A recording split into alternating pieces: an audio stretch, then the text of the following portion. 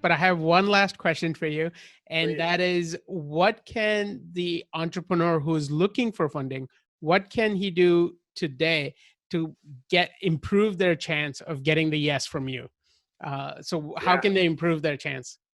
Well, I would say any entrepreneur, male, female, any business that wants to come and talk to me, the one thing, other than the things we've certainly touched on here, the one thing that I think entrepreneurs need to do is remember, talk to the investors in a way that demonstrates your understanding of the investor's concerns.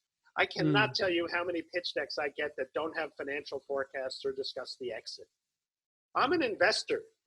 I want to invest in the basis of earning a return. You've got to tell me how I'm going to earn some money one way or another. And so I'm always astounded how frequently that happens. The other area that I think entrepreneurs struggle with here is valuations and raises. So I'll talk about each of them differently. Valuations, first of all, you always want to think, it's like saying my baby is beautiful. I understand your baby is beautiful and valuable. I get it. But it's only as beautiful and valuable as the person with the money on the other side of the discussion is able to, assess into that. So realize that going in with too high of a valuation is likely to shut you away from investors that could be more than just investors. And that's something I encourage. Don't only look for capital that can bring value beyond the capital. So you want investors who bring something to you more than just money. And if you go in with too high of a valuation, you could very well forego the opportunity to get those people helping you and preclude that opportunity from happening, which is a shame. So go in with a realistic valuation. If you're pre-revenue and you're coming to me with a $7 million valuation, it's going to be a difficult discussion. We're not going to go very far. But if you come to me and say, hey, this is where we're headed, this is what I'm willing to take this amount in now, and this is where we're growing, then we can have a productive discussion, not one where I'm going to be shut down in the first, early on once I hear the valuation. The other thing that ties very nicely into is don't raise as much.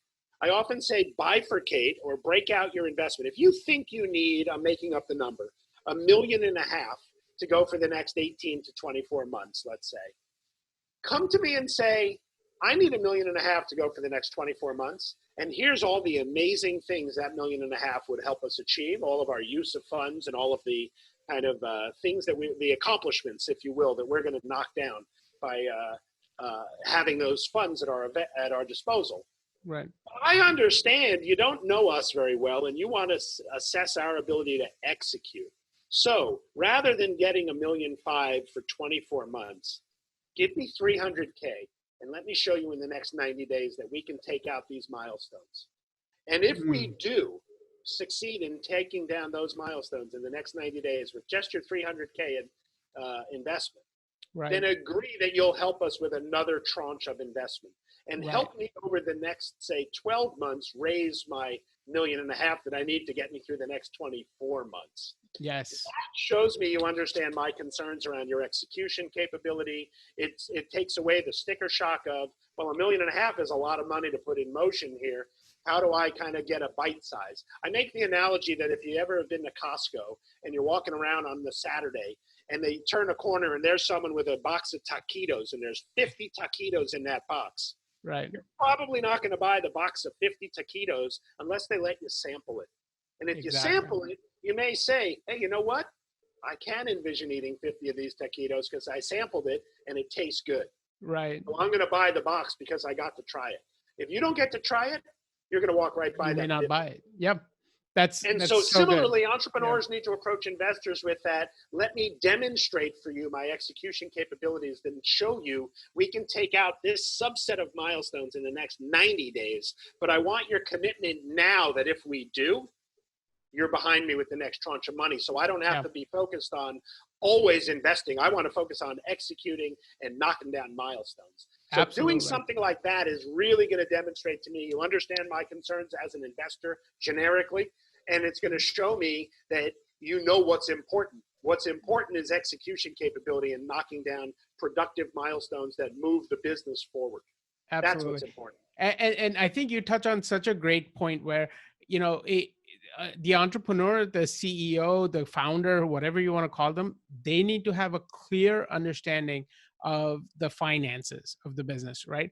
What their cash burn is, how much that 1.5 is going to actually last them, how much the 300K is going to last them, what they can do, what they can't do. They need to have that clear understanding in order to have an intelligent conversation with someone like you. And quite frankly, I've seen instances where CEOs will come to me and really not have an understanding of what their sales are, what their burn rate is, what their margins are, and essentially they're saying, well, I need 1.5 million because that sounds like a good number. And Yeah. that's where the conversation ends. So I agree. But I also think it's okay if you have a CEO that isn't finance oriented, bring your other co-founder who is, or bring your CFO. I'm okay with that, right? But know that those are important questions that you're touching on, Deval, that you're going to have to get through those conversations, whether you're personally comfortable with them or not. They're still relevant questions that have to be addressed. And you need to be able to compellingly answer to those questions to the prospective investors in your business.